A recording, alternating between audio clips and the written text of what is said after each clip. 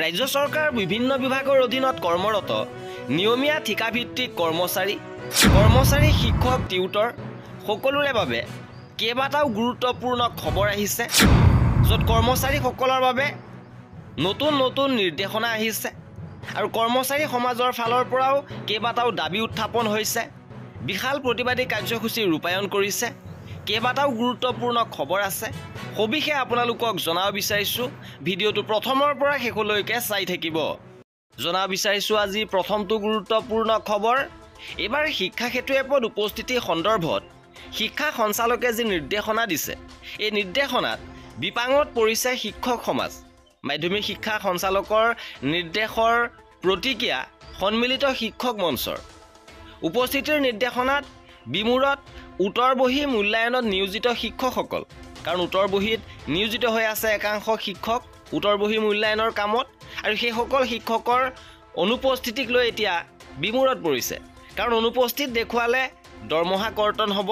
ইপিনে উল্লেখযোগ্য যে ইতিমধ্যে মুখ্যমন্ত্ৰীয়ে শিক্ষা সেতু এপৰ বিসংগতিসমূহ নিৰাময়ৰ বাবে গঠন কৰি দিয়া উচ্চস্তৰীয় সমিতিৰ প্ৰতিবেদন ৰাজহুৱা নকৰালৈকে শিক্ষা সেতুৰ উপস্থিতি সন্দৰ্ভত কোনো ব্যৱস্থা গ্ৰহণ নকৰাৰ সিদ্ধান্তৰ বিপৰীতে পুনৰ শিক্ষকৰ দৰমহা কৰ্তনৰ ভাবুকি দিয়া আৰম্ভ কৰিছে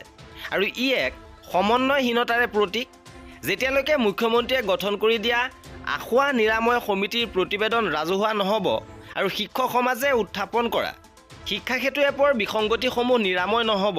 তেতিয়ালৈকে শিক্ষকৰ ওপৰত কোনো অনুশাসনমূলক ব্যৱস্থা গ্ৰহণ নকৰিবলৈ আহ্বান জনাইছে ইপিনে আজিৰ দ্বিতীয়টো গুৰুত্বপূৰ্ণ খবৰ আহিছে প্ৰাদেশিকৰণ বঞ্চিত শিক্ষকসকলৰ পৰা কাহিলীপাৰাত প্ৰতিবাদী শিক্ষকক চুচৰালে আৰক্ষীয়ে চৰকাৰী প্ৰতাৰণাৰ বিৰুদ্ধে ভেঞ্চাৰ শিক্ষকৰ বিশাল প্ৰতিবাদ প্ৰাদেশিকৰণৰ ক্ষেত্ৰত পক্ষপাতিত্বৰ অভিযোগ কাহিলীপাৰাত সঞ্চালকৰ কাৰ্যালয় ঘেৰাও কৰা হৈছে আৰু চৌপাশে শিক্ষকৰ প্ৰতিবাদ সচলত পলিটেকনিকৰ তিনিকুৰি অপসাৰিত সহকাৰী অধ্যাপকৰ প্ৰতিবাদ অব্যাহত আছে আৰু একে সময়তে কাহিলীপাৰাত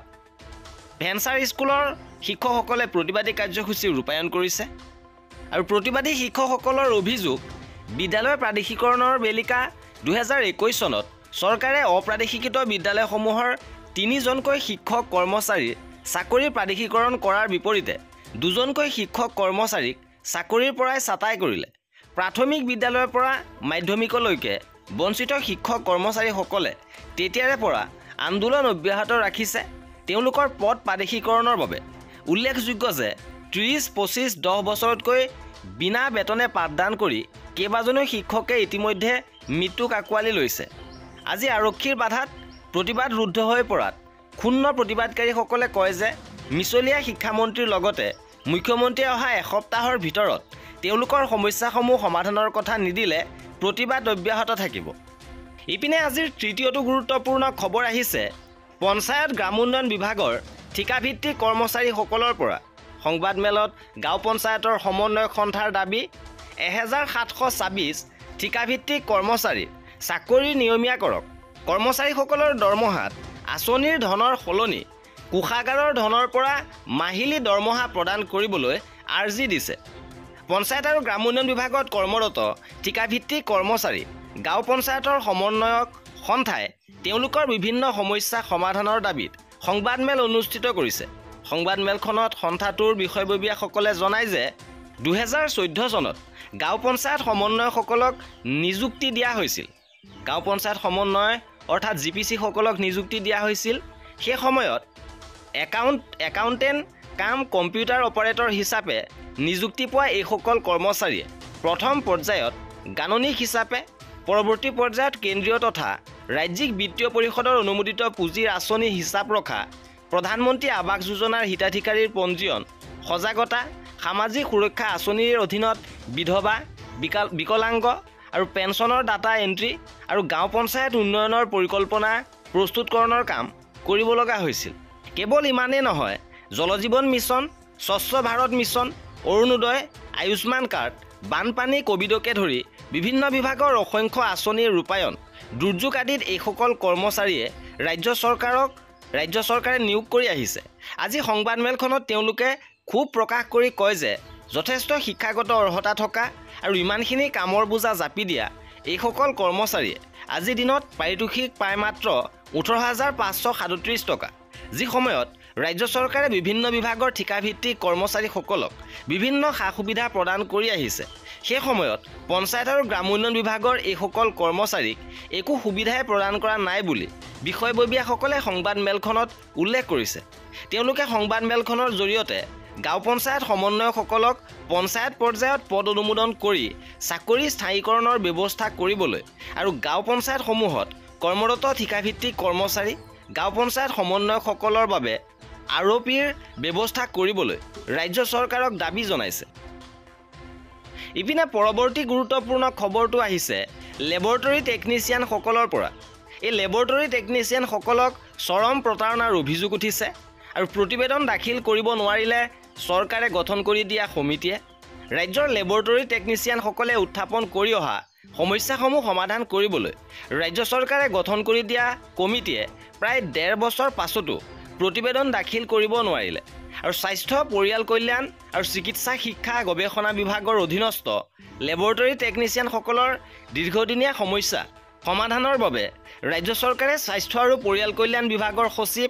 বৰ্ণালী শৰ্মাক অধ্যক্ষ হিচাপে লৈ এখন 7জনীয়া কমিটি গঠন কৰি দিছিল। কিন্তু এই কমিটিখনে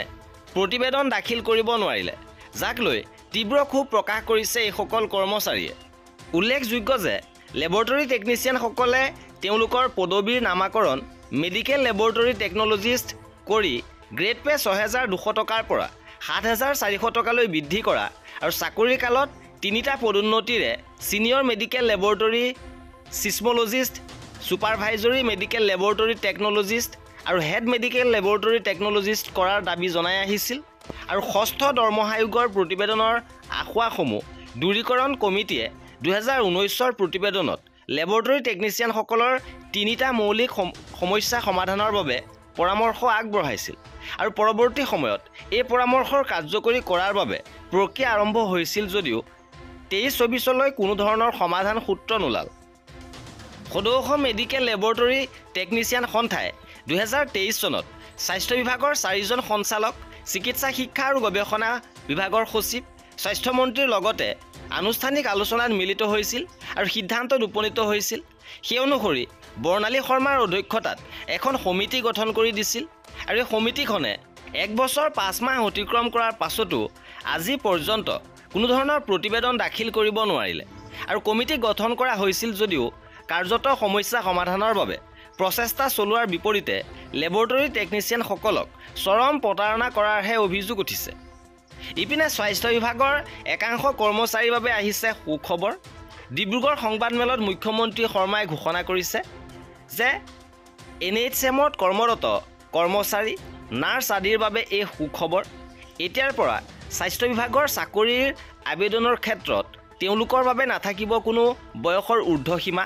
গতিকে নিশ্চিতভাৱে সুখবৰ। তেওঁলোকে উচ্চ পৰ্যায়ৰ কোনো ধৰণৰ চাকৰিত আবেদন কৰিব পাৰিব য'ত তেওঁলোকৰ বয়সৰ ক্ষেত্ৰত ঊৰ্ধ্বসীমা নাথাকিব।